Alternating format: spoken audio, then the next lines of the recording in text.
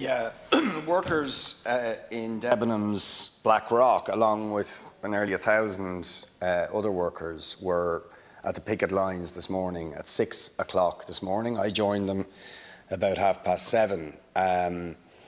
And they had to go through the immense frustration of watching strikebreakers brought in by their former manager, and to be honest, most of their disgust was really directed at the former manager, ushering these strikebreakers in, frankly, who I don't even think really understood what was going on. And workers were appealing to them not to do what they're doing, but it would be a very strong message for you, Taoiseach, to get up and say that that strike-breaking operation is absolutely reprehensible. And I have an invitation from some of the loveliest people, by the way, you could ever meet if you talk to these Debenhams workers.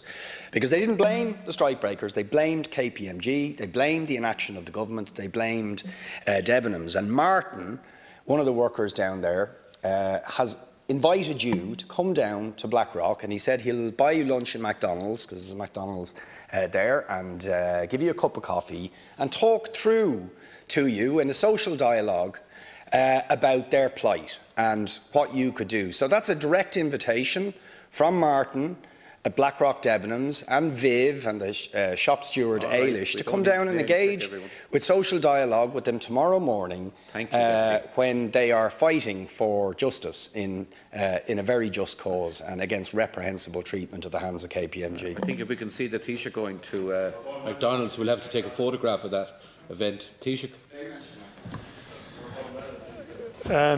Could I first of all say, in relation to the Low Pay Commission, which Deputy Kelly and Deputy MacDonald raised, first of all, I think Sinn Féin and Deputy MacDonald could take a leaf out of Deputy Kelly's book. Let's argue this in as non-political partisan way as we possibly can. We're all in favour of looking after and doing the best we can for low-paid workers. The problem I see in the exchanges this morning is one party always wants to party politicise it, so you now blame Fine Gael Labour for, you're saying, a commission that wasn't wired properly. It did have 5 recommendations that were accepted by successive governments. I think it's a serious issue. A statutory body, which was set up by the Oireachtas, had input from all parties. There's a break-up in relation to that, or a breakdown, might be a better situation. I think we have to move carefully before we just abandon it. As part of the social dialogue unit that I established it, by the way, because I believe strongly in working with trade unions and working with employers and other interests to develop a consensual approach to society. It was Fianna Fáil that brought in social partnership in the late 80s at a time of great economic crisis. And social partnership did a lot for this country in its first 10 years or so. Did a lot for workers and did a lot to advance social entitlements and rights. I make no apology for saying I'm a strong advocate for engagement and social dialogue with trade unions, with employers, and with broader interests in society to advance better quality of life, better rights and entitlements for workers. And that's why I have set up a new unit within the department to intensify that effort as Taoiseach on that front. And to say that it is a commitment in the programme for government to move towards a living wage. And you're correct, Deputy Kelly, in suggesting, okay, what's the mechanism by which we arrive at that, or what's the forum? And I believe we should make an effort to try and restore equilibrium on the Low Pay Commission.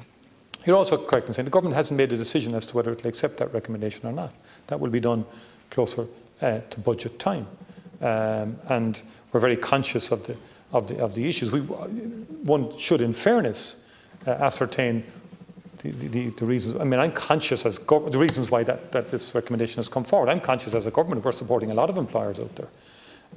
The vast majority on the wage subsidy are small employers. They're micro employers to small to medium-sized employers that Deputy MacDonald raised. That's who's actually availing of the wage subsidy scheme. And over 350,000 workers are being supported and will be supported through that particular scheme out to April. And it seems to me now, with the prevalence of COVID-19, it could be beyond that in terms of its financial and economic requirements and impact. I'd also take your point. I would have gone through some of the work of Piketty, for example, Thomas Piketty, in terms of globally and throughout Europe, wages spreading out.